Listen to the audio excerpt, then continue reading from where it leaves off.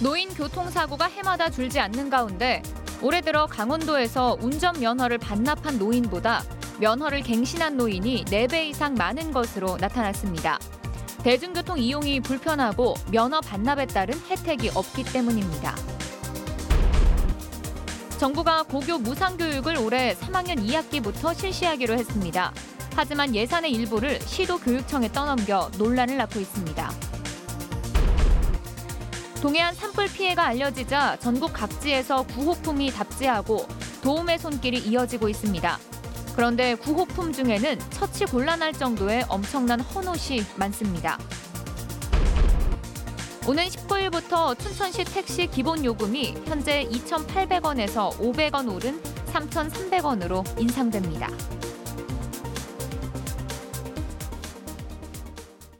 시청자 여러분 안녕하십니까? 올해 들어 강원도에서 자동차 운전면허를 반납한 노인보다 면허를 갱신한 노인이 4배 이상 많은 것으로 나타났습니다. 대중교통이 불편하고 면허 반납에 대한 혜택이 따로 없기 때문입니다. 김상훈 기자가 보도합니다. 춘천시 사북면의 한 마을. 시내버스가 다니긴 하지만 배차 간격이 기본 2시간이 넘습니다. 차로 가면 시내까지 40분이지만 버스를 타면 시간이 배로 걸립니다. 이렇다 보니 이 마을 어르신들은 대부분 자신의 차를 이용해 시내를 오갑니다. 대중교통 하려면 나가서 그 차 기다려야지. 그 차 타는데 뭐 물건 가져가서 있어야지 힘들어요. 그러니까 내가 내 차 가지고 다니기가 편리하고. 시내에 살아도 마찬가지. 평생 차를 몰고 다니다 보니 운전대를 놓는 게 쉽지 않습니다. 가까운 거리는 걸어 다니죠. 조금 이제 먼 거리 같은 데는 차가 좀 필요해서 아직까지는 운전을 해야 될 것 같아요. 왜 그러세요? 뭐 할 수 있는 능력이 있으니까. 결국 이들은 면허 갱신을 위해 운전면허 시험장을 찾습니다. 정부는 노인 교통사고를 줄이기 위해 올해부터 75세 이상 노인의 갱신 주기를 5년에서 3년으로 줄였습니다. 하지만 올해 강원도에서 면허를 갱신한 75세 이상 노인은 1,200명에 달해 면허를 반납한 노인보다 4배 이상 많았습니다. 대중교통이 불편하고 면허 반납에 따른 혜택이 따로 없기 때문입니다. 이에 반해 부산시는 지난해 면허 반납자에게 교통비 지원 혜택을 주면서 면허 반납자가 5,280명으로 1년 새 11배나 증가했습니다. 같은 기간 강원도의 고령자 면허 반납은 3배 느는 데 그쳤습니다. 운전면허증을 자진 반납할 경우에 인센티브를 주는 방법도 필요한 부분이기는 하지만은 우선적으로 그 마을버스를 좀 더 활성화시킨다는 방법 등의 그 이동 편의성을 높일 필요가 있을 것으로 보여지고 있습니다. 지난해 강원도의 70세 이상 노인 교통사고는 699건에 달했습니다. 노인 교통사고를 줄이기 위해서는 운전 능력이 떨어지는 노인들의 면허 반납을 이끌어낼 수 있는 대중교통 여건 개선 등 다양한 유인책이 선행돼야 할 것으로 보입니다. MBC 뉴스 김상훈입니다. 정부가 고교 무상교육을 올해 2학기부터 실시하기로 했습니다. 하지만 예산의 일부를 시도교육청에 떠넘겨 논란의 불씨가 되고 있습니다. 이재규 기자가 취재했습니다. 정부와 더불어민주당이 고교 무상교육을 올해 고3부터 우선 실시하기로 했습니다. 올해 2학기에는 고등학교 3학년, 내년에는 고등학교 2학년과 3학년, 내후년인 2021년에는 고교 모든 학년에 대해 무상교육을 실시하겠다는 겁니다. 그렇게 되면 정부와 시도교육청이 수업료와 학교 운영 지원비, 교과서비 등을 추가로 지원해야 합니다. 강원도교육청은 당장 올해 2학기에 필요한 추가 예산을 30억 원 정도로 추산하고 있습니다. 이 예산은 추경을 통해 확보가 가능할 것으로 보입니다. 문제는 그 이후입니다. 고교 무상교육이 완성되는 2021년 강원도교육청이 추가 부담해야 할 예산은 61억 원으로 늘어납니다. 게다가 2025년 이후 예산 계획은 정확하게 정해진 것이 아니어서 차기 정치 지형에 따라 누리과정 사태 때처럼 예산 분담을 놓고 논란이 재현될 우려를 낳고 있습니다.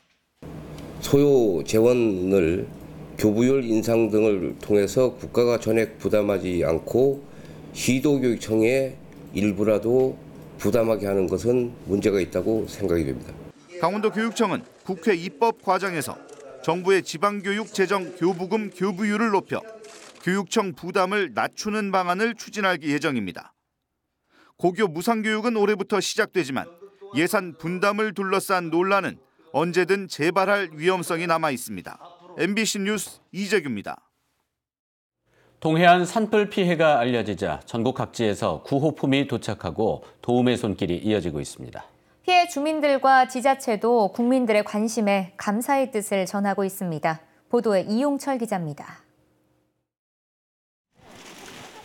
속초종합운동장에 생수와 즉석밥 등이 쌓여 있습니다. 산불 피해 주민들을 돕기 위해 전국 각지에서 보낸 구호품입니다. 전국적으로 몰려오는 이 택배라든가 물품들이 너무 많다 보니까 마땅히 저장할 장소도 좀 부족하고, 그래서 종합운동장 요 트랙 옆으로 해서 지금 어제 이틀 전부터 지금 쌓기 시작했는데, 식료품에다 이불과 침낭, 속옷까지 구호품 종류도 다양합니다. 대기업과 기관, 단체는 물론 개인들도 따뜻한 마음을 보내오고 있습니다. 산불이 난 이후 속초에만 3,700건이 넘는 구호품이 접수됐습니다. 개인들이 시청 쪽으로 물건을 보내세요. 구호 물품들을. 그 물품들을 저희가 이제 시청 쪽에 못 와놓은 것들을 여기서 이제 분류 작업을 하기 위해서 갖다 드리는 거예요. 강릉시와 동해시, 고성군에도 구호품들이 쌓여 도내 전체적으로 모두 23만여 점이 답지했습니다. 산불 피해 돕기 성금도 많이 모여 225억 원이 넘었고, 아들 돌잔치에 받은 금반지와 팔찌도 기탁됐습니다. 산불 피해 주민들과 지자체들도 따뜻한 격려에 감사의 뜻을 전하고 있습니다. 주민들은 소방관과 자원봉사자에게 편지를 쓰고, 단체장들은 공개적인 감사의 인사를 전했습니다. 대한민국의 전 역량을 동원하여 함께해 주신 강원도민들을 대신해서 머리 숙여 감사 인사 올립니다.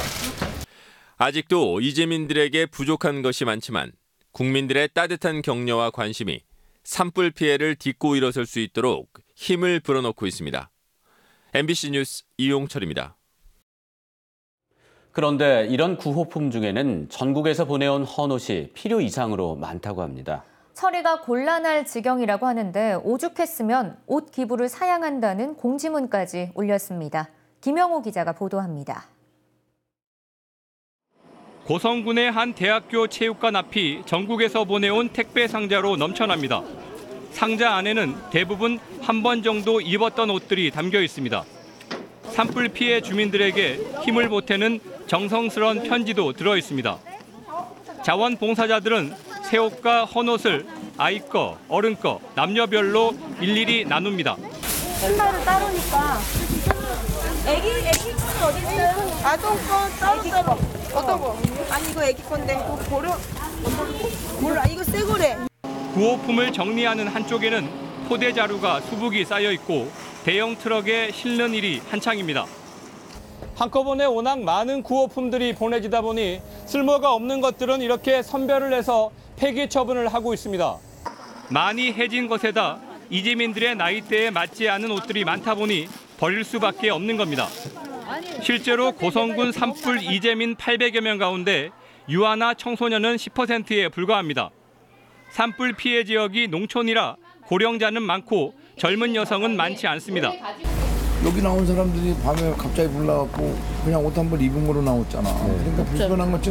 이재민들에게 옷이 필요한 건 맞지만 이렇게까지 많이 필요하지 않다 보니 고성군도 옷 기부를 정중히 사양한다는 공지까지 올리고 있습니다. 7, 80%가 다 옷으로 오기 때문에 지금 저희들이 그 옷을 물량은 지금 넘쳐나고 있습니다. 그러니까 만약에 더 보내주시려고 한다면 옷보다는 어르신들에 맞는 다른 용품들을 좀 보내주시면 고맙겠다는 말씀을 좀. 전국에서 보내온 옷들은 내일부터 고성군 이재민들에게 지급됩니다. MBC 뉴스 김영호입니다.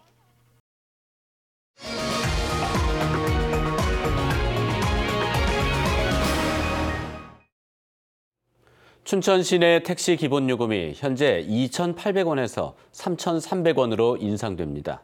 춘천시는 강원도 소비자정책위원회의 결정에 따라 춘천시 택시 요금을 6년 만에 인상한다며 오는 19일부터 2km까지인 기본요금을 3,300원으로 인상한다고 밝혔습니다.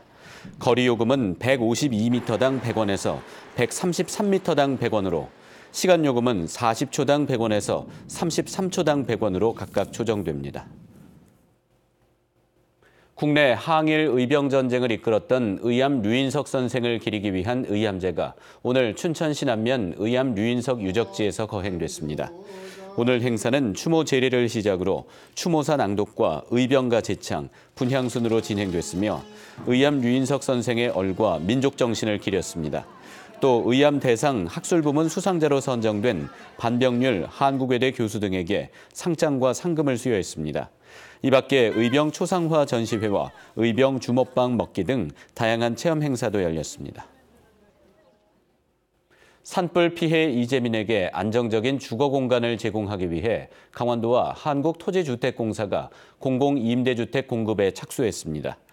우선 LH에서 보유한 임대주택 중 강릉 32세대, 동해 60세대는 즉시 입주가 가능합니다.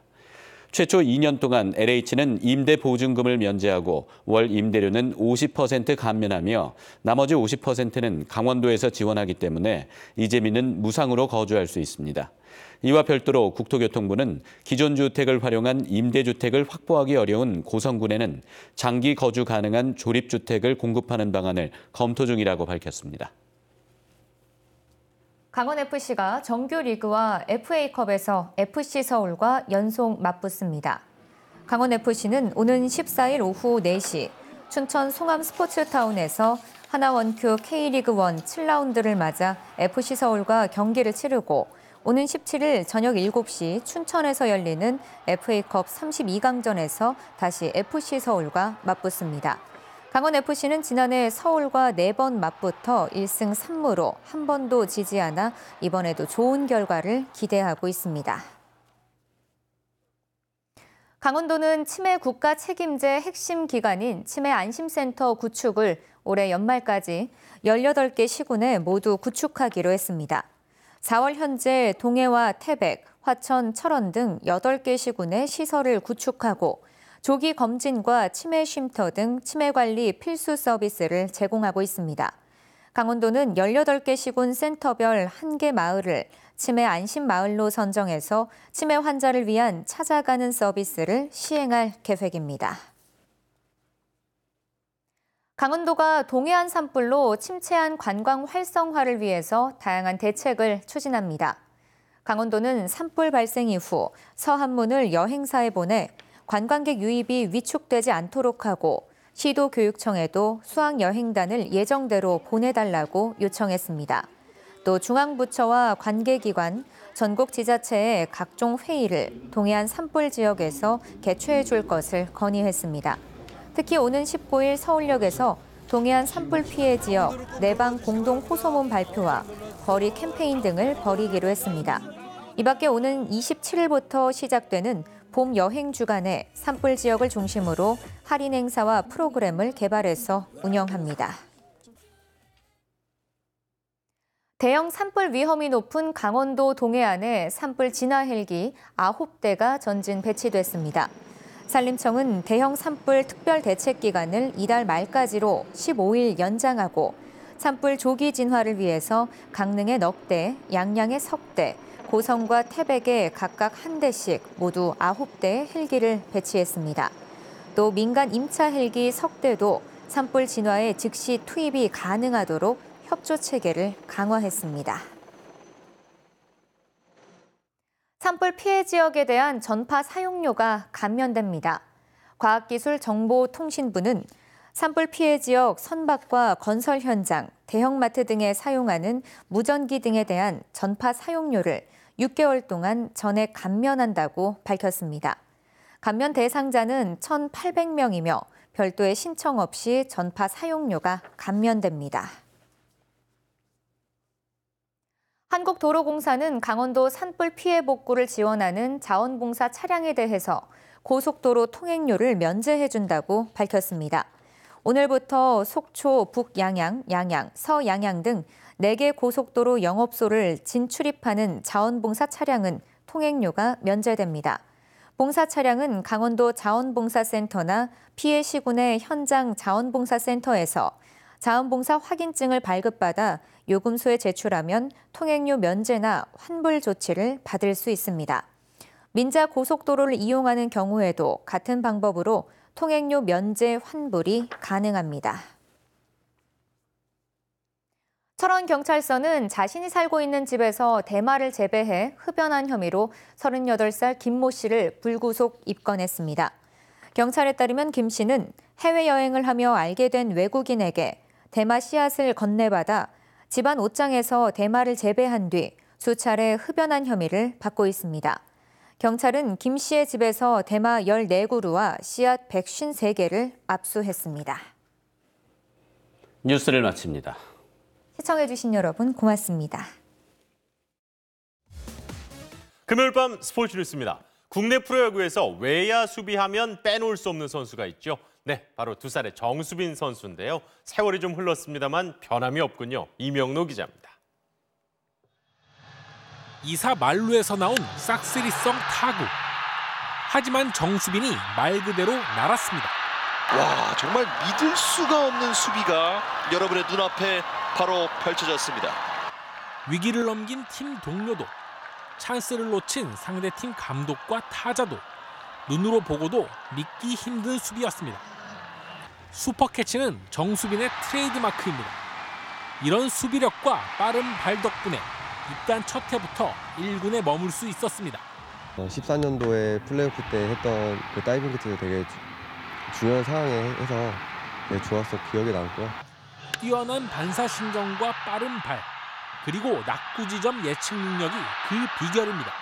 무조건 저한테 온다고 생각을 하고 첫발 스타트라든가 그런 타구 지점이라든가 미리 생각하는 게 제일 중요한 것 같아요. 군복무를 마치고 어느덧 30살이 됐지만 여전히 최고의 수비력을 자랑하는 잠실 아이돌. 저한테 수비는 이제 진짜 야구 선수 정수빈을 알릴 수 있는 그런 되게 중요한 것 같아요. 수비만큼은 자부심을 가지고 있습니다. 언제나 흑투성이 차림인 정수빈의 유니폼이 두산 고공비행의 이유를 말해주고 있습니다. MBC 뉴스 이명노입니다. 요즘 못해서 더 화제인 선수가 있습니다. 메이저리그 볼티모어의 크리스 데이비스, 과연 오늘은 어땠을까요? 어제까지 57타석 연속 무안타의 크리스 데이비스인데요. 잘 맞춘 타구가 따라가면서 워닝 트랙 중견수에게 잡힙니다. 볼넷을 하나 얻긴 했는데 결국